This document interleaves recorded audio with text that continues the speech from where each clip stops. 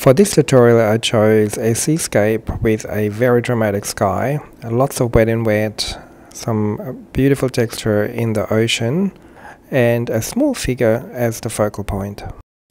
I'll start with the horizon line, and I'm often using a straight edge for that.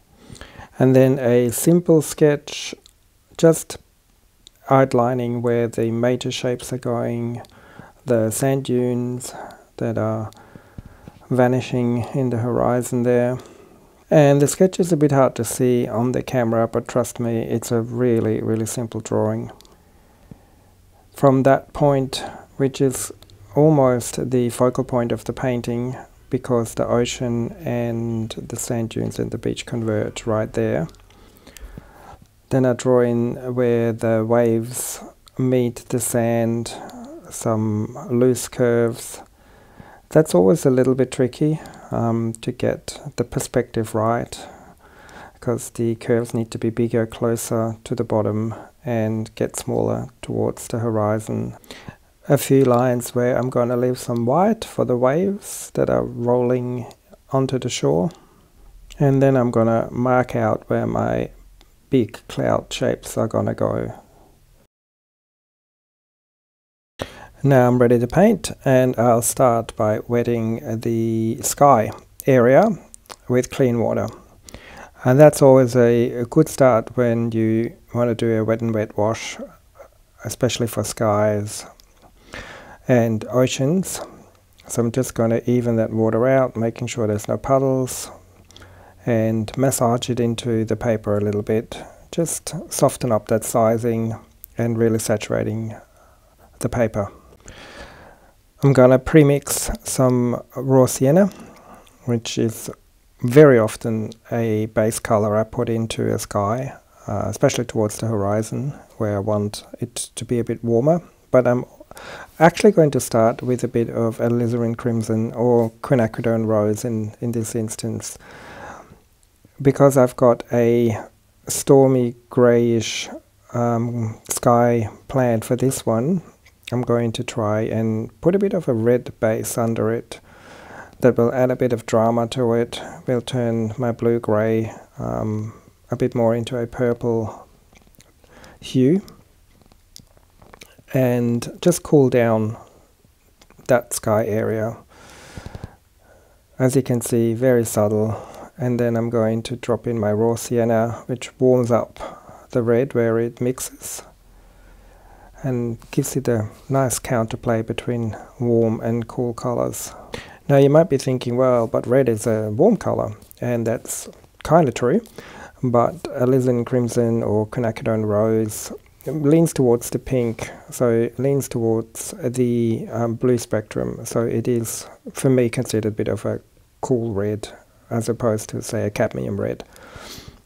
Now I've strengthened the horizon line with the raw sienna, as I said, just to warm that up and also lay a foundation for the sand dunes that are going to go over the top of that. While those two pigments are battling it out on the wet paper, I'm now mixing a very dark blue-grey, use a lot of indigo, a bit of burnt sienna, and just then a bit of that rose color again, just to push it a bit into the purple range. I'm picking up a bit of that excess water because I'm got my board on an angle. The water moves down the page, and I don't want it to cause too strong of a line there. Now I'm ready to drop in those grey clouds, and that's easily one of my favorite things to do in watercolors, is painting big cloudscapes like this. I have a reference photo that I do follow. I've actually got a couple of reference photos I've followed in this instance, just so that I get the cloud shapes right. But ultimately I go by feel, I go by what I've drawn in with my pencil lines, and then just pay attention to where the pigment wants to go on the paper. And I'm just speeding it up a little bit so you can just see what I'm doing there. It's pretty straightforward. Again, you know, try and copy it if you like, but the idea is just to drop in darker pigment onto lighter pigment, as so often in watercolor.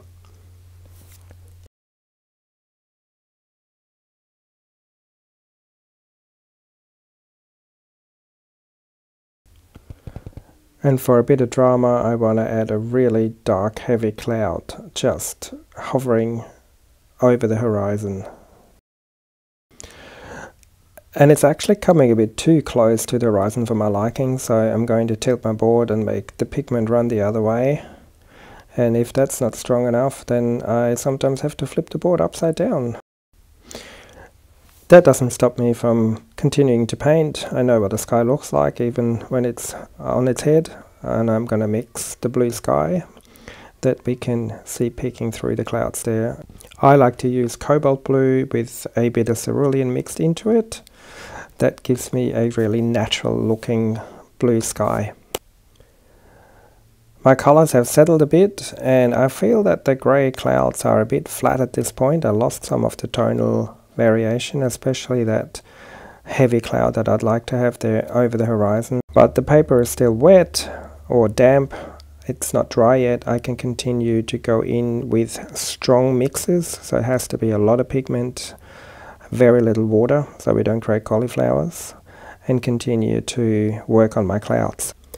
Time to flip the board back in the right way, and now you can see how this is developing. That dark cloud at the bottom sits in front of the main clouds. That's why I wanted to continue to darken it, just to get a bit of depth in there. It's not just all one big cloud, there's actually clouds in front of clouds.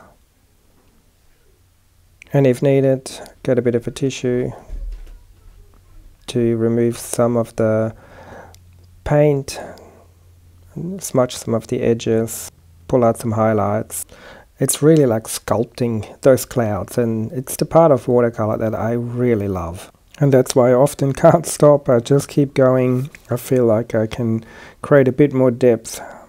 So more of the indigo and burnt sienna mix, darkening the bottom of those top clouds. And again, there's no real science to this. This is really where you have to feel your painting, where you have to stand back and look at it and decide if it's doing what you want it to do. Time to get some sun rays into the clouds, and I'm using a clean, damp brush, and then just pull out some streaks where I want the sun breaking through the clouds. This could look a little bit cheesy, so you got to be careful with that one, and sometimes it doesn't work and sometimes it does. I'm quite happy with how this turned out in the final painting, but yeah, this takes a bit of trial and error.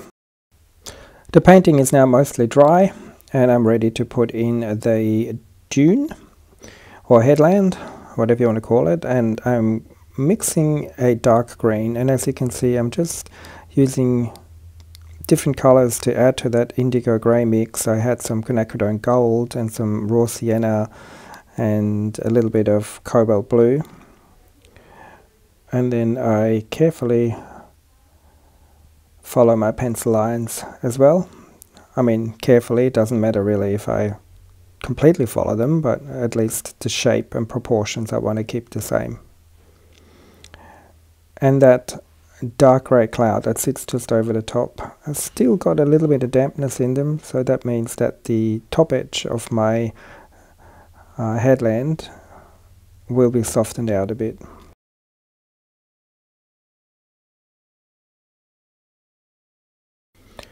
Time to add in the first layer of the beach. For that I use a pretty watery mix of raw sienna. Well, it's pretty much pure raw sienna, so there's not much of a mix there. And because that headland is still wet, it will run into each other as soon as I touch it, which is great, but I just got to be a little bit strategic about where I want the sand and the headland to merge. But it'll create some nice runs and uneven edges, some lost edges there as well. I also got to be a little bit deliberate about my wavy curves there, where the ocean meets the sand. And to be honest, I don't think I quite got that right, but good enough. It's a bit too square. I should have had it a little bit more dynamic and a bit more of that perspective I was talking about earlier, with smaller curves at the back and bigger sweeps towards the front. Now, while the sand is still wet, I'm going to drop in some darker tones straight away, some burnt sienna and raw umber. That'll give us a bit of variation in the sand, and also the feeling of the clouds casting some shadows onto that beach.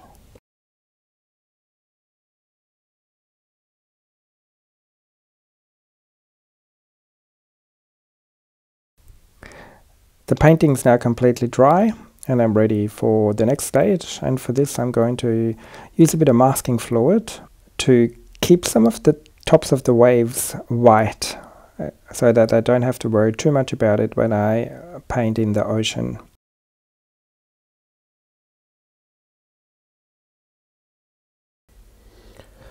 For the ocean, I'm going to go back into my indigo greenish mix, just adding some ultramarine blue to it, just to tip it a bit more into the blue side, away from the green side, so that it's not exactly the same color as the headland. And then I use a square brush on its side so that I can paint a pretty straight line for the horizon. And I'm taking a bit of care there, as you can see, just to make sure that it's not too wobbly. A bit of wobble is okay. The horizon, especially on a stormy day, isn't exactly straight, but we want to keep it as flat as possible. And I know I've left some masking fluid there, so I don't have to be too particular, but I still want to add also some natural breaking lines for some distant waves, and they are going to be thinner and closer together in the distance, and then get bigger and further apart as they come closer to the shore.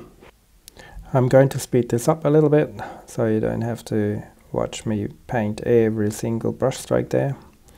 I'm just going to follow that same pattern, coming closer to the shore. I vary my colors a little bit. I'm getting a bit lighter coming towards the shore there, where there's more surf and more white foam mixing in with the water, but also we can start to see the sand coming through the ocean as the water gets shallower. And here I'm taking a bit of care to paint those areas where the water meets the sand. I wanted to create a bit of a white outline. That's what my reference photo showed me. That's so that edge of the water has a bit of a white foam around it.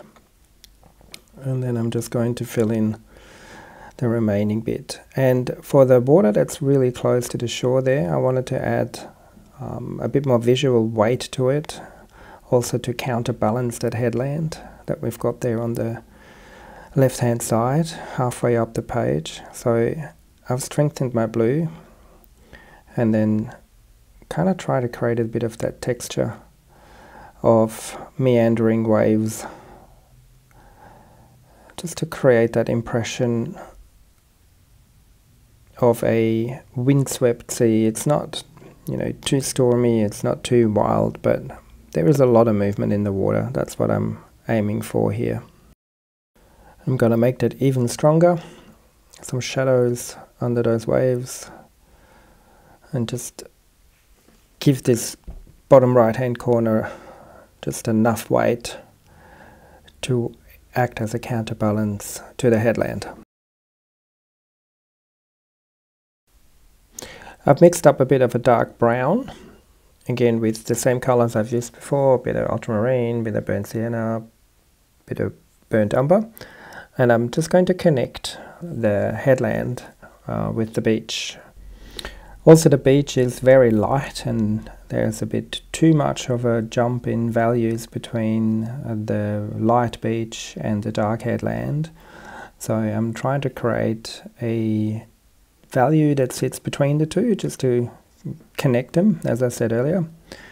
So I'm just going to paint some texture in there. That can be shrubs, that can be grass, that could be some shadows, or just sand that's being trampled on by lots of people walking. It just helps us create a bit more interest on the painting rather than having this big light stretch of sand.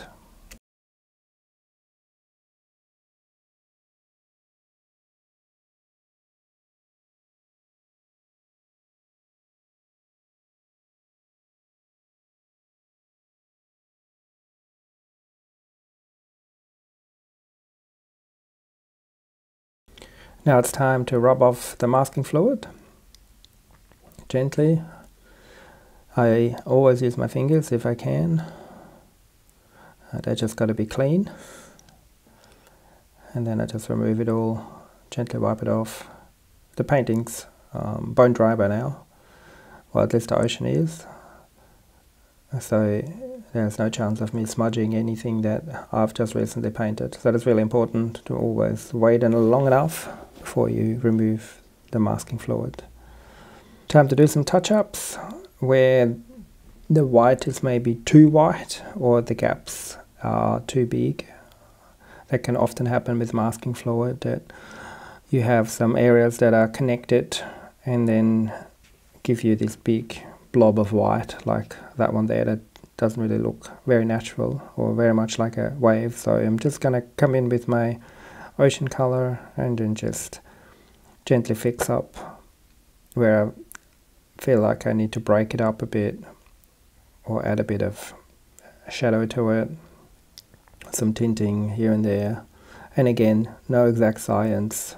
You gotta look at your painting and decide what's right for it at this point.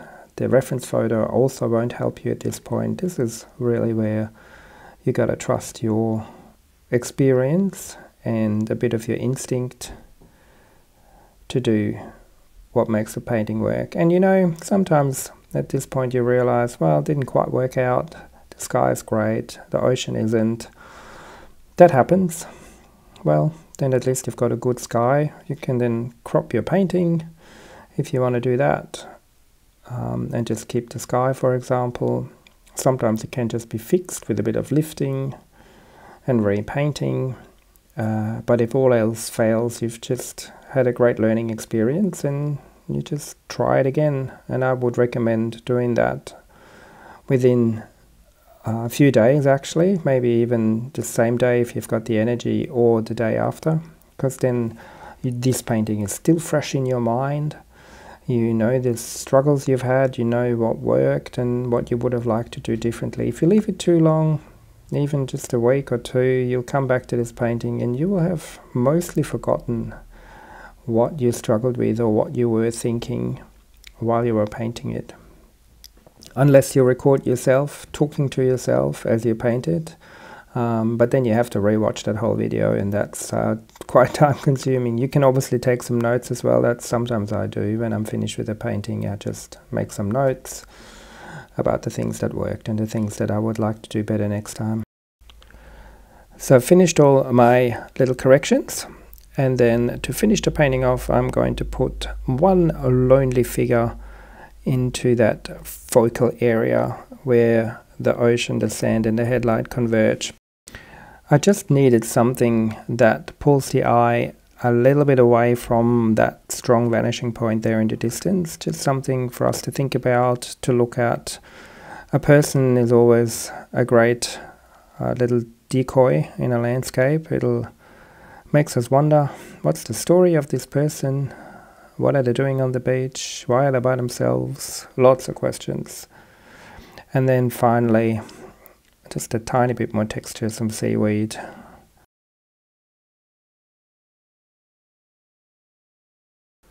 And I consider this painting finished. I'm pretty happy with how the sky turned out, how the sun breaks through those clouds. There's a lot of drama in there, nice depth to the painting. I hope you enjoyed this tutorial and love to see your version of it. Thanks for watching.